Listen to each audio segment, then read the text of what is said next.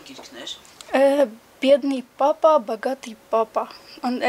Արդեն ճանապարհին է պիտի գա։ Ոմանց ամերիկացի գրող Ռոբերտ Կիոսակին է հետաքրքրում մյուսին երկրի հակառակ կողմը։ Եթե ժամանակին բուրըն կերպով քննարկվում էին Սեմուել Բեքետի, Պետեր Վայսի, Դոստոևսկու, Լերմոնտովի, Չարենցի գրվածքների ենթատեքստերը, ապա այժմ շատերը հետաքրքրված են թքած ունենալու նուրբ արվեստով։ Կապոնիսյուն գրախանութը, որն ունի մոտ 3 տարվա պատմություն, հասրել է փոքրի շատ է հասկանալ, թե ինչ են նախընտրում կարդալ կապանցիները։ Առավել հաճախ վաճառվող գրքերը Աստրենն է մեղավոր Ջոն Գրինի,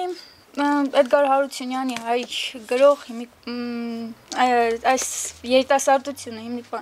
նախընտրում է Էդգար Հարությունյանի չգտնված երիցուկները եւ Ձոն Վարդին, հաճախ վաճառվող գրքեր են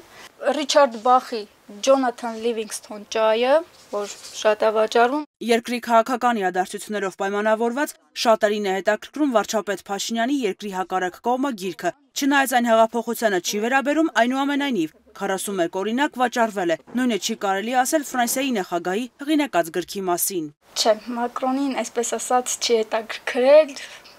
զուտ, չգիտեմ, երևի ինքը ուղղակի ծանոթ չի կապանցիներին չեն արել, ոչ էլ Ջաստին Տրյուդո։ Խաղացողը, չգիտեմ, Քրքրյանի մասին պատմող հետաքրքիր գիրք, էլի իր կյանքին վերաբերյալ, էլի շատ հետաքրքրում է երիտասարդությանը։ Արտասամանյան գրականությունից հետաքրքրում է, ասենք, Ռեմարկ, լավ առնում են երիտասարդությունը ու հիմնականում, բայց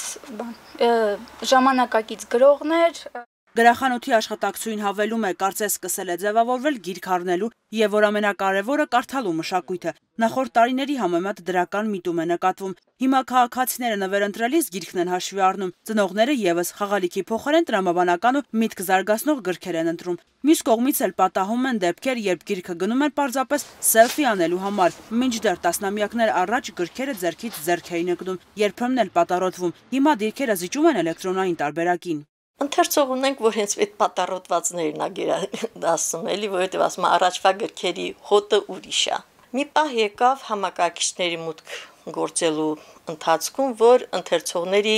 հաճախականությունը խիստ իջավ, որովհետև մարդկանց հետաքրքրությունները տեղափոխվեց տեխնիկան դեպի։